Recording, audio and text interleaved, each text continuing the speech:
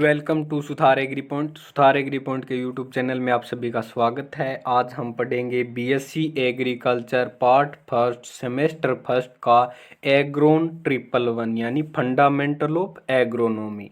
इसका topic number 2 पढ़ेंगे, meaning and scope of agronomy यानी एग्रोनॉमी का मीनिंग क्या है और इसकी स्कोप क्या क्या है।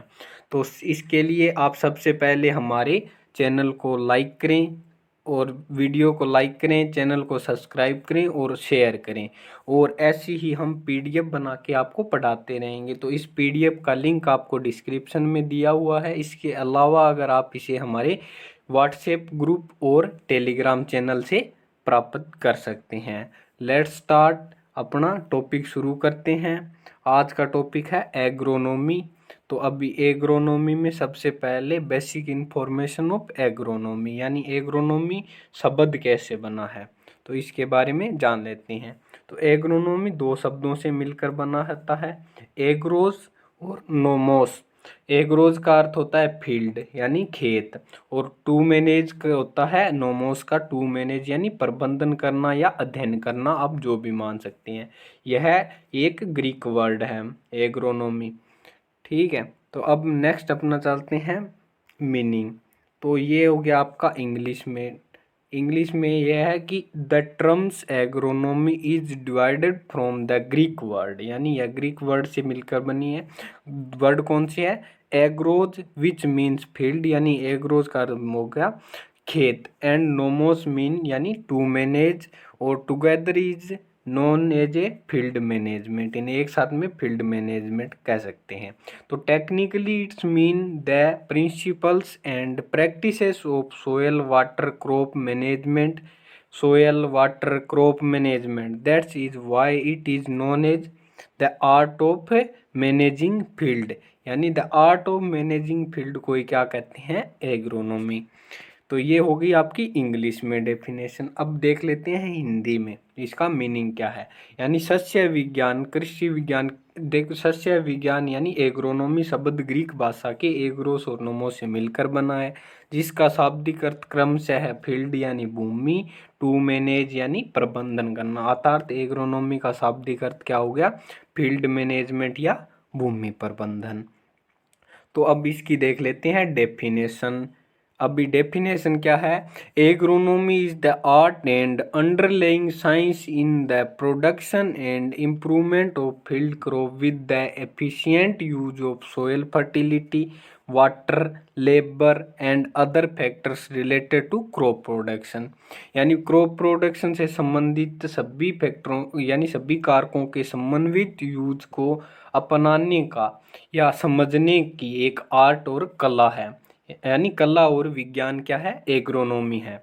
तो अब हम इसकी परिभाषाएं देख लेते हैं। इसकी 2-3 परिभाषाएं हैं वैसे हिंदी में, तो अब भी देख लेते हैं। सबसे पहले क्या है? सस्य विज्ञान कृषि विज्ञान की वह शाखा है जिसमें फसल उत्पादन, भूमि प्रबंधन के सिद्धांतों और व्यवहारों का अध्ययन किया जाता है। यानी किसका अध्ययन करेंगे एग्रोनॉमी में?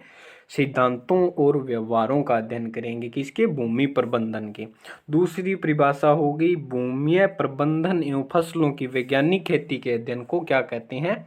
एग्रोनॉमी या सस्य विज्ञान। यानी क्या करेंगे? भूमि प्रबंधन और फसलों की वैज्ञानिक खेती को सम्मिलित रूप से क्या कहेंगे? सस्य विज्ञान या एग्रोनॉमी। अब इसकी साइंटिफिक डेफिनेशन देख लेते हैं CR बाल के अनुसार। CR बाल के अनुसार सस्य विज्ञान वह कला और विज्ञान है जिसके अंतर्गत भूमि तथा पौधों को वैज्ञानिक ढंग से इस प्रकार प्रबंधन करके उगाने का प्रयत्न किया जाता है जिससे कि भूमि, पानी तथा प्रकाश की प्रत्येक इकाइयों से कम खर्चे में भूमि की उर्वरता शक्ति को स्थिर बनाए रखकर अधिक से अधिक तथा अच्छी किस्म की ऐच्छिक फसलों का उत्पादन लिया जा सके। इसे क्या कहते हैं? सस्य विज्ञान। ठीक है, अब नेक्स्ट अपना चलते हैं। इसमें ये है आपका अदर से आपको नोट डाल के दिया है। ये है यानी फादर ऑफ एग्रोनॉमी कौन है? पीटर डेक्रे सेन जी। यानी फादर ऑफ एग्रोनॉमी कौन है? पीटर डेक्रे सेन जी। ये उनका एक फोटोग्राफ है। अब भी देख लेते हैं नोट में क्या है, ये महत्वपूर्ण बातें हैं जो आपको कहीं नहीं मिलेगी कि सस्य विज्ञान को कृषि विज्ञान से एक अलग शाखा के रूप में 20वीं शताब्दी में स्थान दिया गया था। यानी इसे एक विज्ञान के रूप में लोगों के सामने लाया गया था 20वीं शताब्दी में। यानी और अमेरिका में सन 1908 में अमेरिकन सोसाइटी ऑफ एग्रोनॉमी की स्थापना की गई और हमारे देश भारत में इंडियन सोसाइटी ऑफ एग्रोनॉमी की स्थापना कब की गई? 1955 में की गई थी। यानी ये एग्रोनॉमी की हिस्ट्री से रिलेटेड कुछ बातें हैं जो आपको पता होना चाहिए, कभी कभी एक नंबर में पूछ लेते हैं। ठीक है, तो अब अपना इसका सेकंड पॉइंट ऑफ व्यू का सेकंड टॉपिक मान के चलो इसका, यानी क्या था? सस्य विज्ञान के क्षेत्र या स्कोप ऑफ एग्रोनॉमी। यानी इस सस्य विज्ञान के क्या क्या स्कोप हैं, यानी इसमें हम क्या कर सकते हैं। सस्य विज्ञान, विज्ञान का मतलब फसलों उत्पादन से प्रत्यक्ष संबंध है और फसलों से भोजन की प्राप्ति होती है जो मनुष्य की आवश्यकताओं को पूर्ति करती है। तो खाद्यान्न के साथ साथ कृषि और सस्य विज्ञान जीवन के विभिन्न क्षेत्रों में महत्वपूर्ण भूमिका निभाती है, जो कि निम्न है। अब सबसे पहली क्या हो गई? खाद्यान्न उत्पादन के क्षेत्र में एग्रोनॉमी, यानी स्कोप इन फूड प्रोडक्शन। खाद्यान्न उत्पादन में एग्रोनॉमी का क्या है? बहुत बड़ा योगदान है, क्योंकि अनाज, दालें, तेल हमारे भोजन के प्रमुख घटक है। बढ़ती हुई जनसंख्या एवं उसकी भोजन की आवश्यकताओं को मद्देनजर रखते हुए हम सघन खेती के माध्यम से इनकी पूर्ति कर सकते हैं। अतः हमें अन्न उत्पादन में आत्मनिर्भर हो गए हैं। तो इसके लिए हमें क्या है कि एग्रोनॉमी की बहुत ज़्यादा है। तो अन्न उत्पादन के लिए हम आत्मनिर्भर हो गए हैं, कोई दिक्कत नहीं है। पर हमें जैसे खाद्य तेलों के उत्पादन, दालों के उत्पादन में अभी भी आत्मनिर्भर बनने की आवश्यकता है। तो अतः हमें एग्रीकल्चर में हमें एग्रोनॉमी के अंदर भी अधिक ध्यान देने की ज़रूरत है। जैसे हमें दलहनी और तिलहनी फसलों के उत्पादन पर विशेष ध्यान देने की आवश्यकता है। तो इसलिए खाद्यान्न उत्पादन के क्षेत्र में भी एग्रोनॉमी के बहुत अधिक महत्व हैं। दूसरा हम देख लेते हैं कि दूसरा रेशा उत्पादन के क्षेत्र में, यानी स्कोप इन फाइबर प्रोडक्शन।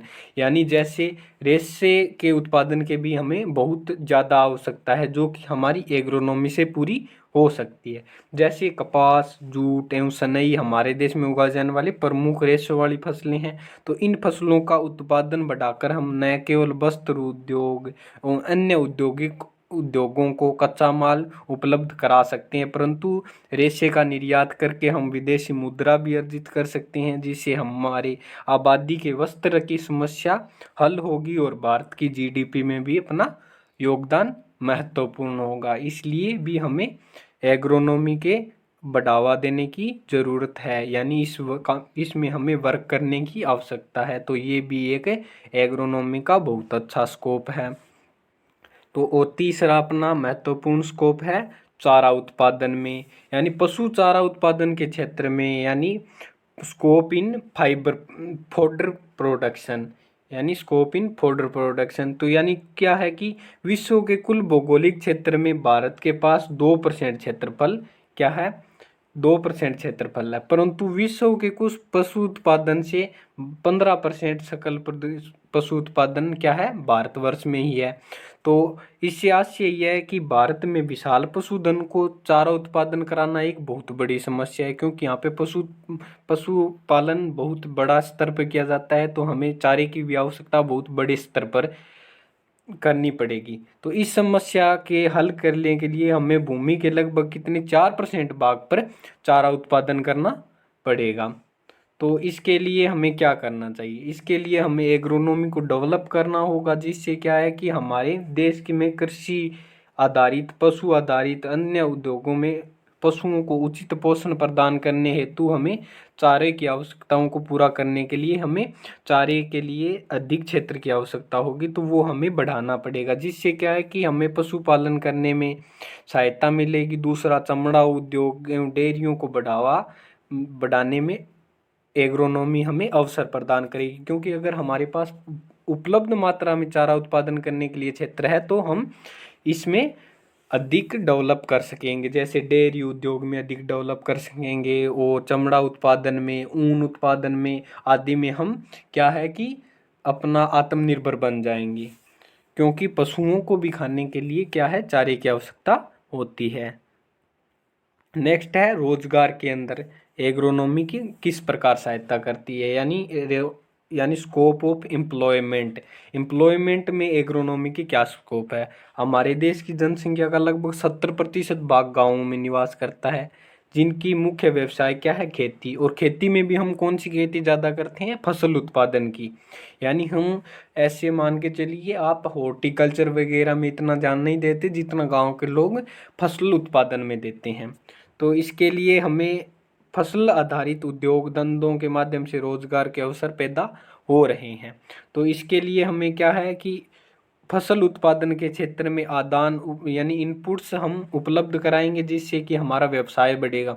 जैसे कि बीज व्यवसाय, खाद एवं उर्वरकों का व्यवसाय कर सकते हैं, यानी पौध संरक्षण दवाइयाँ यानी इंसेक्टिसाइड पेस्टिसाइड का बिजनेस कर सकते हैं। कृषि यंत्रों की आवश्यकता हॉर्टिकल्चर के मुकाबले अधिक होती है, क्योंकि 6 महीने में हमें रिपीटेड मतलब क्रियाएं करनी पड़ती है। जैसे कृषि क्रियाओं को हर 6 महीने में दोबारा रिपीट करना पड़ता है, तो इसलिए हमें क्या है कि कृषि यंत्रों की भी आवश्यकता अधिक पड़ती है। तो इसके जैसे कृषि यंत्र बनाने के व्यवसाय हो गए, उन्हें बेचने के और उन्हें किराए पे देने के लिए आदि, मतलब अनेक बिजनेस के सोर्सेस स्टार्ट होते हैं। तो इससे हम अपना व्यवसाय बढ़ा सकते हैं, यानी प्रत्यक्ष या अप्रत्यक्ष रूप से ये व्यवसाय किससे जुड़े होते हैं, एग्रोनॉमी से जुड़े होते हैं, एग्रोनॉमी से जुड़े होते हैं। इसके माध्यम से लाखों लोगों को रोजगार के अवसर प्राप्त होते हैं, इसलिए रोजगार देने में भी एग्रोनॉमी का बहुत बड़ा योगदान है। नेक्स्ट अपना है उद्योगों के लिए कच्चे माल के रूप में, यानी scope in supply of raw material for industries. तो इंडस्ट्रियों में भी हो गया, जैसे हमारे देश की अर्थव्यवस्था में कृषि आधारित है, तो हमें देश के कृषि उत्पादों से आधारित उद्योग जैसे कि चीनी मिल हो गई, तेल, कपड़ा, रेशा उद्योग आदि को सारा कच्चा माल कहाँ से मिलेगा, शस्य उत्पादों से यानी एग्रोनॉमी प्रोडक्ट से मिलेगा। तो इसलिए एग्रोनॉमी प्रोडक्ट्स की मांग बढ़ेगी, तो इसमें यानी एग्रोनॉमी का भी इसमें बहुत बड़ा योगदान है इंडस्ट्रियल एरिया में। तो इसके अलावा क्या है कि स्कोप यानी इंटरनेशनल इनकम का सोर्स है बहुत बड़ा, क्योंकि एग्रोनॉमी से हमें जो उत्पादन होते हैं जिससे हमें मतलब तुरंत यानी कैश कैश मिलता है। मतलब जैसे मान के चलिए, जैसे कि चाय, कॉफ़ी, रबड़, तंबाकू, मसाले, कपास, जूट आदि ऐसी मतलब नकदी फसलें का हम उत्पादन करेंगे, तो जिससे हम बाजार में इनकी मांग अधिक होती है, वैश्विक बाजार में इनकी मांग अधिक होती है। तो क्या होगा कि हमें इन्हें निर्यात करेंगे तो क्या है, देश को बाहर की मुद्रा प्राप्त होगी, जिससे कि हमें विदेशी मुद्रा का अर्जन होगा और जिससे हमारी जीडीपी में सुधार होगा और मुद्रा क्या है, मजबूत होगी। तो इसलिए इसमें भी देश के सकल घरेलू उत्पाद या जीडीपी में या नेशनल इनकम में भी एग्रोनॉमी का बहुत बड़ा योगदान है। इसके अलावा क्या है, सस्टेनेबल एग्रीकल्चर में क्या स्कोप है। ये एक बहुत बड़ा विचारधारा है कि सस्टेनेबल एग्रीकल्चर हमारी अभी एग्रीकल्चर से हो रही सभी परेशानियों का क्या है, सॉल्यूशन है, जिससे कि इन्वायरमेंट को भी नुकसान नहीं हो रहा, हमें भी प्रोडक्शन अधिक हो रहा है। तो और इसलिए हमें इसके साथ कोऑपरेट करके, इन्वायरमेंट के साथ कोऑपरेट करके एक टिकाऊ स्ट्रक्चर बनाने की आवश्यकता है। तो यानी सस्टेनेबल स्ट्रक्चर बनाएंगे एग्रीकल्चर की, तो उसमें भी एग्रोनॉमी का बहुत बड़ा योगदान है। जैसे कि हमारी अभी चुनौतियां की समस्या से कर रहे हैं, जैसे वैज्ञानिक सिद्धांतों का पालन करते हुए हम अधिक खाद उर्वरकों आदि का उपयोग कर रहे हैं, जिससे कि हमारा नुकसान हो रहा था। तो अब इसको क्या करना है, उचित मात्रा में खाद का उपयोग करना है, फसल चक्रों को अपनाना है, कार्बनिक खादों को अपनाना है, जीवांश पदार्थों को मिलाना है, मृदा क्षारीयता को मेंटेन रखना है, मृदा स्ट्रक्चर को मेंटेन रखता है, मृदा क्षरण यानी कटाव को भी रोकना है, मृदा में होने वाले नुकसान को रोकना है, जिससे कि लंबे समय तक इसे काम करने के लायक बनाया जा सके। तो इसलिए सस्टेनेबल एग्रीकल्चर अपनाने में भी एग्रोनॉमी का बहुत बड़ा योगदान मान सकते हैं। नेक्स्ट अपना रहेगा कि परिवार की खुशहाली या फैमिली वेलफेयर में भी एग्रोनॉमी का बहुत बड़ा योगदान है, क्योंकि आप मान के चलिए गांव के सभी लोगों का क्या है, खेती पे डिपेंड रहते हैं। तो खेती पे डिपेंड रहते हैं तो उनके आय का सोर्स क्या है, खेती है। अगर फसल अच्छी उत्पादन हुई और उन्हें बेनिफिट अधिक हुआ तो वो क्या करेंगे, बाजार में अपनी आवश्यकताओं की पूर्ति के लिए उनके पास धन होगा, तो जिससे कि वो अपने परिवार को क्या करेंगे, खुश रखेंगे, शांति आएगी उनके परिवार में, उनका रहन सहन ऊंचा होगा, क्योंकि उनके पास आय होगी तो वो अपने थोड़े स्टैंडर्ड को सुधार कर सकते हैं। इसलिए उन्हें अगर एग्रोनॉमी का सही से नॉलेज होगा तो वो अपने प्रोडक्शन को बढ़ाएंगे, जिससे उनकी इनकम बढ़ेगी, इनकम बढ़ेगी तो परिवार में आय बढ़ेगी। तो इसके अतिरिक्त वो खेती के साथ खाद्यान्न और ईंधन की आवश्यकताओं को भी पूरा कर पाएंगे और उसके अलावा अपना थोड़ा प्रॉफिट बचाएंगे तो उसका वो अपने परिवार के सुधार में लगाएंगे या बच्चों की शिक्षा में, बच्चों के स्वास्थ्य पर और अपने जैसे पॉलिसीज वगैरह कुछ अपना सुधार कर लेंगे। तो इसलिए एग्रोनॉमी का परिवार की खुशहाली में भी बहुत बड़ा योगदान होता है। अब अपना नेक्स्ट है कि इसमें अब देखेंगे कि एग्रोनॉमी का ऑल ओवर हमें रिक्वायरमेंट क्यों रहती है, क्योंकि एग्रोनॉमी की हमें आवश्यकता क्यों रहती है। अगर अदर ब्रांचेज भी तो होती हैं पर इनमें एग्रोनॉमी को सबसे बेस्ट क्यों मानते हैं, इसका कारण यह है कि फसल उत्पादन की तकनीकों का अंतिम निर्धारण हमेशा कौन करेगा, फसल उत्पादन की तकनीकों का अंतिम निर्धारण हमेशा क्या करेगा, एग्रोनॉमी साइंटिस्ट करेगा। क्योंकि देखिए कृषि विज्ञान से जुड़े दूसरे विशेषज्ञ जैसे प्लांट ब्रीडर या पादप प्रजनक, पादप रोग विशेषज्ञ यानी प्लांट पैथोलॉजिस्ट, यानी मुद्रा विशेषज्ञ यानी इकोनॉमिस्ट हो गए, आदि वैज्ञानिक हो गए, और इसके अलावा आप मान ले सोयल साइंटिस्ट हो गए। तो उन सभी के परिणामों जैसे उन सभी के अनुसंधानों के जो परिणाम खेतों में उपयुक्त जांच कराने के बाद किसी फसल के उत्पादन तकनीकों का निर्धारण किया जाता है। तो इसमें क्या रहेगा कि इस कार्ड फसल में एग्रोनॉमी का बहुत महत्वपूर्ण स्थान मानते हैं, क्योंकि इसलिए मानते हैं क्योंकि उन सभी के जो निर्णय होंगे उनके बाद उनको सभी को मद्देनजर रखते हुए एग्रोनॉमिस्ट भी क्या करेगा, उनको अपनी एक उस फसल के बारे में अपनी व्यक्तिगत राय प्रस्तुत करेगा।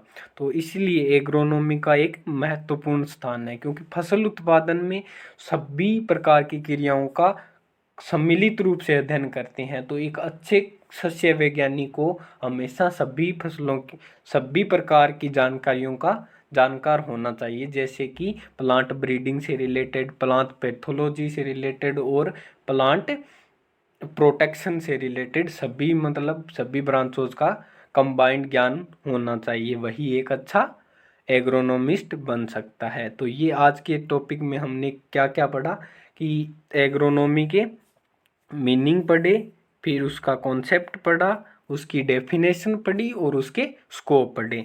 तो आज का आपको हमारा वीडियो कैसा लगा, इसको आप हमें कमेंट सेक्शन में कमेंट करके बताएं, और जो भी आपको कुछ नया टॉपिक चाहिए तो उसके लिए आप हमारे कमेंट बॉक्स में जाइए और अपने टॉपिक का नाम लिखकर कमेंट कीजिए। Thank you.